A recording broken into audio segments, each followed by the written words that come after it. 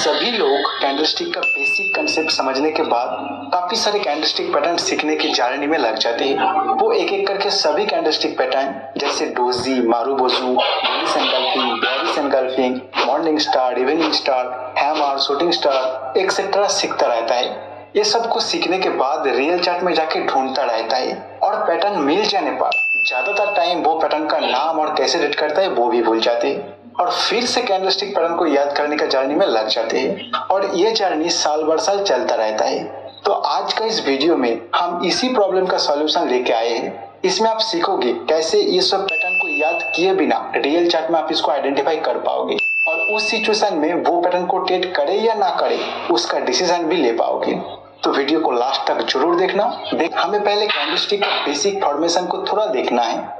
कोई कैंडल का ओपन नीचे और क्लोज ऊपर है तो उस कैंडल का कलर ग्रीन होता है और जनरली उसको बुलिश कैंडल माना जाता है। सेकेंड, जिस कैंडल का ओपन ऊपर और क्लोज नीचे होता है उसका कलर रेड होता है और जनरली उसको बेयरिश कैंडल माना जाता है। और हाई और लो इस डिस्टेंस को उस कैंडल का रेंज कहा जाता है। इतना बेसिक अगर आपको क्लियर है तो कोई भी कैंडल पैटर्न अगर आपके सामने बन रहा है तो अपने आप को हमेशा आप दो क्वेश्चन पूछोगे। फर्स्ट, उस कैंडल का टोटल रेंज के कंपैरिजन में उसका क्लोज कहां पर हो रहा है। सेकंड, उस कैंडल का साइज अपने प्रीवियस कुछ रिसेंट कैंडल का कंपैरिजन में कैसा है। तो फर्स्ट क्वेश्चन को हम पहले देख लेते हैं। इस क्वेश्चन का आंसर से आप जान पाओगे उस कैंडल में प्राइस को कंट्रोल किसने किया, बायर्स या सेलर्स। जैसे इस कैंडल में आप देख सकते हो प्राइस यहाँ पे ओपन हुआ और थोड़ा नीचे जाने के बाद हाई यहाँ पे बनाया और हाई के थोड़ा ही नीचे ये क्लोज कर गया। तो कैंडल का टोटल रेंज के कंपैरिजन में क्लोज हुआ हाई के नजदीक। मतलब फर्स्ट क्वेश्चन का आंसर से हमें पता चल रहा है इस कैंडल में प्राइस को बायर ने कंट्रोल किया है क्योंकि इसका जो क्लोज है वो हाई के नजदीक है।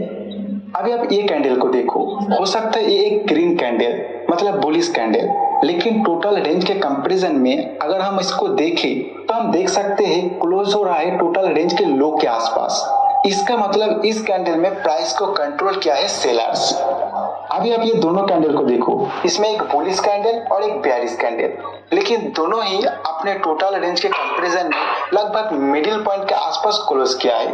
मतलब इस कैंडल सेशन के दौरान ना तो बायर्स और ना सेलर्स प्राइस को कंट्रोल कर पाया। तो यहाँ पे एक इनडिसीजन टाइप का प्राइस एक्शन हुआ है। तो आप याद रखिए कोई कैंडलस्टिक पैटर्न का अगर आप देख रहे हो और उसमें बाय डिसीजन ले रहे हो तो उसमें प्राइस बायर्स का कंट्रोल में होना चाहिए और जब सेल डिसीजन ले रहे हो तो उस कैंडल में प्राइस सेलर का कंट्रोल में होना चाहिए। और जहां पर इनडिसीजन है मतलब प्राइस ना तो बायर्स के कंट्रोल में है और ना तो सेलर्स के कंट्रोल में, वहां पर कोई ट्रेड एंट्री नहीं बनता है। अभी आप कहोगे तो सिंगल कैंडलस्टिक पैटर्न था जिसका प्राइस एक्शन देख के रेंज निकल के हम बता सकते हैं कौन प्राइस को कंट्रोल कर रहा है, लेकिन दो तीन या उससे ज्यादा कैंडलस्टिक लेके जो पैटर्न बनता है उसमें क्या होगा।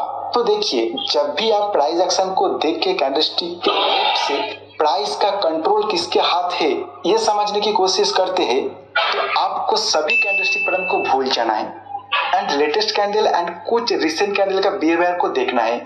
जैसे ये कैंडल है जो सीधा सीधा दिखाई दे रहा है, इसका क्लोज अपने टोटल रेंज के हाई के पास, मतलब बायर्स इसमें कंट्रोल में है। लेकिन इसमें प्रीवियस से 3 नंबर कैंडल को देख के आपको लग रहा है इसमें तो जंप के सेलिंग आया था और प्राइस को पूरी तरह सेलर्स ने कंट्रोल किए थे। तो क्या प्राइस अभी पूरी तरह बायर्स के कंट्रोल में आ पाया या अभी भी सेलर्स के कंट्रोल में ही है। तो इसको देखने के लिए आपको ये तीनों कैंडल का प्राइस एक्शन को एक साथ देखना है, एक कैंडल के हिसाब से इसको देखना है। मतलब इसको एक साथ कंबाइन करना होगा और उसका प्राइस एक्शन से आपको इंटरप्रिटेशन निकालना होगा। तो अभी ये तीनों का लो हो रहा है, ये पॉइंट हाई हो रहा है, ये पॉइंट ओपन हो रहा है यहाँ पे और क्लोज हो रहा है यहाँ पे। तो अभी आपके सामने एक नया कैंडल बन के आ गया। अभी इस नया कैंडल के रेंज के हिसाब से क्लोज है रेंज के हाई के आसपास। तो आप बता सकते हो ये तीनों कैंडल के प्राइस एक्शन में प्राइस को लास्ट तक बायर्स ने ही कंट्रोल कर लिया।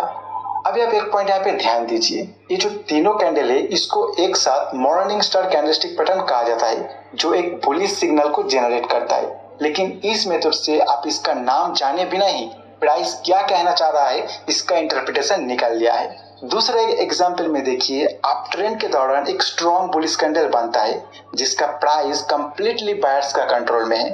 आप अगर याद कर पा रहे हो तो इसको बुलिश मारुबोजू कैंडलस्टिक पैटर्न कहते हैं, लेकिन हमें नाम से कोई लेना देना नहीं है।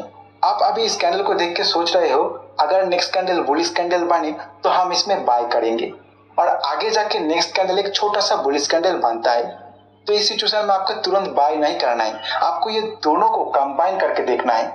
तो इसका लो बन रहा है यहाँ पे, हाई यहाँ पे, ओपन यहाँ पे और क्लोज, इसका रेंज और क्लोज के हिसाब से आपको सीधा सीधा दिखाई दे रहा है इस दौरान प्राइस को सेलर कंट्रोल कर लिया। तो इस सिचुएशन में यहाँ पे कोई बाय ट्रेड नहीं बनता है। फिलहाल का प्राइस एक्शन को इस तरह स्टडी करने के बाद लग रहा है प्राइस यहाँ से रिवर्स हो जाने का चांस बहुत ज्यादा है। अभी ये दोनों कैंडल मिलके कौन सा पैटर्न बन रहा है मुझे नहीं पता, और इसको याद करने का जरूरत भी नहीं है। आप कैंडलस्टिक का प्राइस एक्शन को देख के बायर्स और सेलर्स का बिहेवियर को स्टडी करना जब सीख जाओगे तो कोई भी कैंडल पैटर्न को याद करने का कोई जरूरत नहीं होगा आपको। अभी आप हमारा सेकेंड क्वेश्चन में आते हैं, उस कैंडल पैटर्न का साइज अपने प्रीवियस कुछ कैंडल का कंपैरिजन में कैसा है। इसमें आपको देखना है जो कैंडल्स आपने स्टडी करके बायर्स और सेलर्स का बिहेवियर जानने की कोशिश कर रहे हो उसका प्रीवियस कुछ रिसेंट कैंडल उसी डायरेक्शन को सपोर्ट कर रहा है क्या नहीं। जैसे प्राइस यहाँ पर रिट्रेस करने के बाद सपोर्ट एरिया में एक स्ट्रॉन्ग बुलिश कैंडल बनाया है, इसको देख के पता चल रहा है इस कैंडल में प्राइस को बायर ने कंट्रोल किए है। लेकिन प्रीवियस रिसेंट कैंडल जब प्राइस नीचे आ रहा था उसमें प्राइस का कंट्रोल सेलर्स का था, और ये सब का जो साइज था उसके कंपैरिजन में रिसेंट बायर्स का कंट्रोल किया हुआ कैंडल बहुत ही छोटा है। तो ये सब देखने के बाद आपको पता चल रहा है जो रिसेंट मूव बायर्स ने ले आया है वो प्रीवियस कुछ कैंडल में सेलर्स जो अपना पावर दिखाया था उसके आगे ज्यादा स्ट्रॉन्ग नहीं है।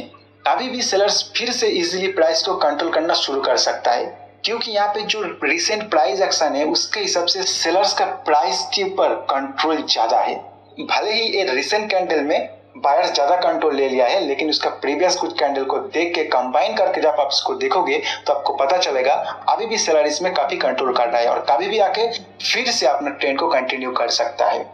तो यहाँ पे ट्रेड ना लेना ही अच्छा है। इस एग्जाम्पल में आप देखोगे रिसेंट दो कैंडल के प्राइस एक्शन के हिसाब से प्राइस को बायर स्ट्रॉन्गली अपने कंट्रोल में कर चुका है, और रिसेंट कुछ कैंडल का प्राइस इसके कंपैरिजन में छोटा है।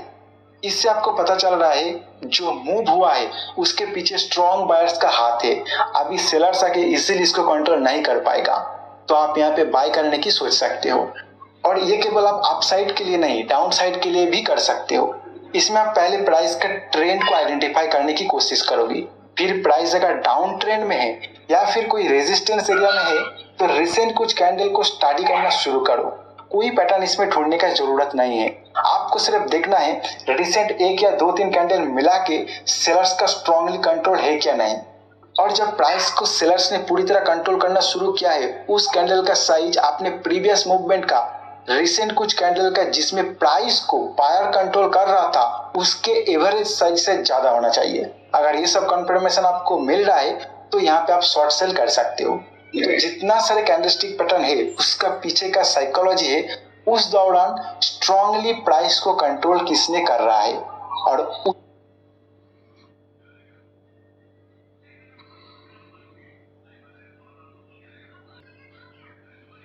दोस्तों आपने अभी तक इस चैनल को सब्सक्राइब नहीं किया तो जल्दी से सब्सक्राइब कर लीजिए, और ये वीडियो पसंद आया है तो इसको लाइक ज़रूर करें। दोस्तों वीडियो देखने के लिए बहुत बहुत धन्यवाद। फिर एक नए वीडियो के साथ मिलता हूँ, तब तक के लिए अलविदा।